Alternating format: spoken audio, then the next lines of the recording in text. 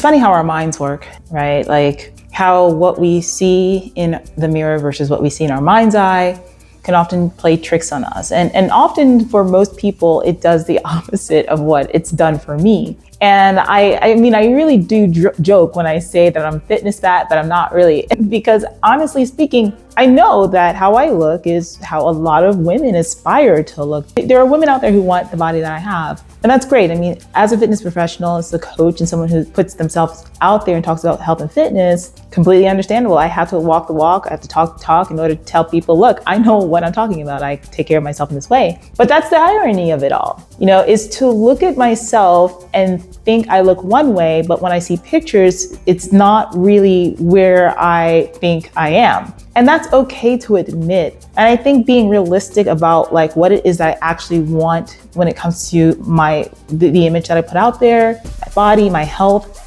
how I'm truly pushing myself, like I think it's okay to stop and acknowledge that, look, your girl is not on all cylinders. It's funny because a couple of years ago, I was not at this place. Not even a couple, this is many years ago. I suffered from actual body dysmorphia to the point whereas I had eating disorders. And this was mostly when I was dancing and I had a professional career in the performing arts, doing some modeling, doing some acting. And it was brutal. I really hated my body. And it was a terrible time to live for myself and to live in this body. And it was actually weight training that brought me out of that. It was actually making the time to learn about the body and truly like figure out this organism that God created. Like, how does it work? And it saved me.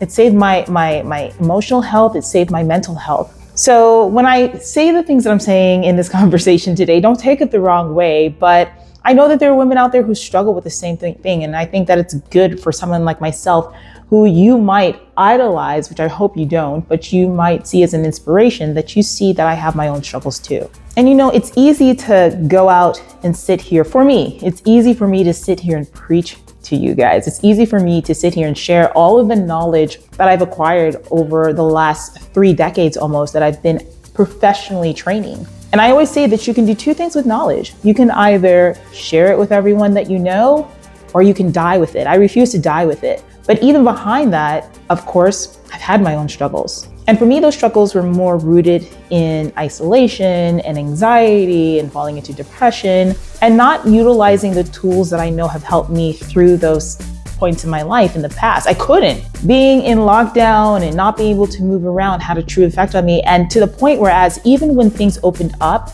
I could not find the motivation to get up and go. So this lingered on for a few years, even after the lockdowns, where I was really struggling to just put one foot in front of the other. The truth is that being a coach doesn't make you immune.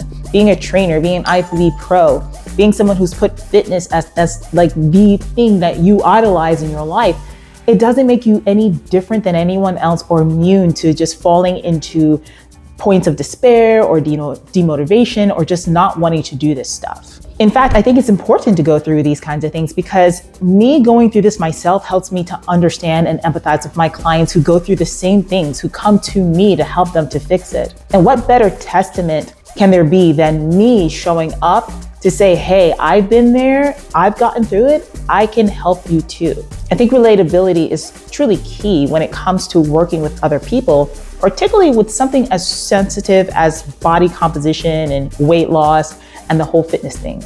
But the darker side of all this is that there is actually a shame. There's a great shame in falling off the wagon. And then there's that internal feeling of just being a failure. And that's not exclusive to people like myself. I know so many of you probably have felt the same thing. Maybe you're going through that right now. You keep trying and falling off and starting again and doing great, and then you fall off and then you gain the weight back. And then all of these things, these cycles just put you in a mind state of saying, hey, you know what? I call it the case of the F it, I'm done, F it, I don't want to do this. And it's easy to go into that. I mean, there's a point for me where I was just like, hey, you know what? I don't look that bad.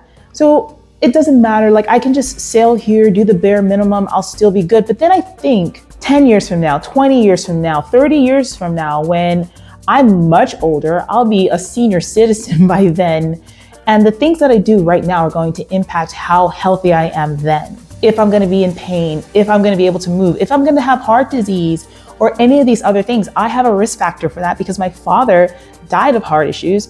And now my mother, because she hadn't been taking care of herself the way that she needs to, is having some health concerns of her own. So even though they were both athletes at one point, my father was a star basketball player. He was a professional basketball player. My mother used to run track. She used to do very active and just do all kinds of stuff. These two human specimen of like perfection in athletics let their bodies deteriorate. And I am not immune. That could be my future if I'm not careful. So I don't want to have a shame in the fact that I wasn't perfect. I don't want to have a shame in the fact that, yeah, okay, fell off. Now what matters is, what are you willing to do with that? What am I willing to do with this? How am I going to allow it to fuel me forward?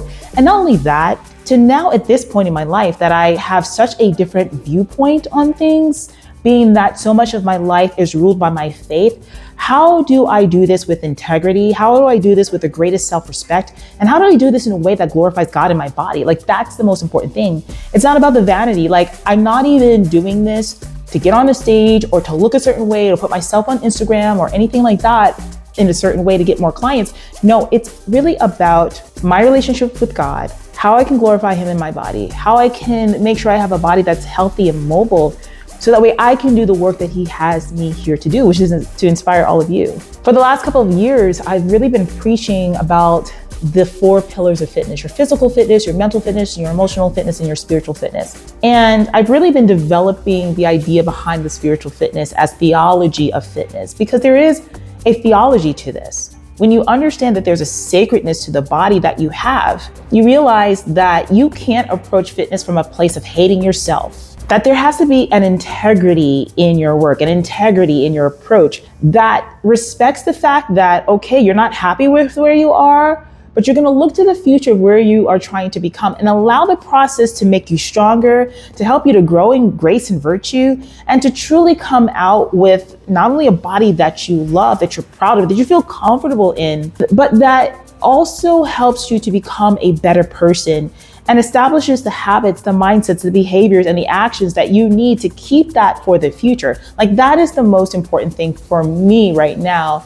And what I hope when you watch all of these videos in my series and all that stuff, that you gather from this. Because when you don't feel comfortable in your own skin, everything is affected. How you move through the world, how you treat other people, how you show up in your life. And you want to show up your best. But it has to be beyond just fitting into a pair of jeans or trying to look good for social media or trying to even just attract another person to you. It's like, if all of those things are the repercussions of just having a fit, healthy lifestyle, people are attracted to that, what is the greater purpose beyond that? That's what we're working for. That's what we're looking at. And that's where the whole spiritual and emotional fitness truly do come in. You know, sometimes the bravest thing that you can do is just admit that you are not okay. My pastor always talks about this like saying from back in like the 60s or 70s, like, you're okay, I'm okay. It was like a book or something like that. I've heard of this before. Like, you're okay, I'm okay. And it's okay to say, you know what? I am not okay. I am not okay. I have work to do. I'm a mess and I need to fix this. And so many people are like that when it comes to fitness, and that's fine. Embrace it, but don't stay stuck.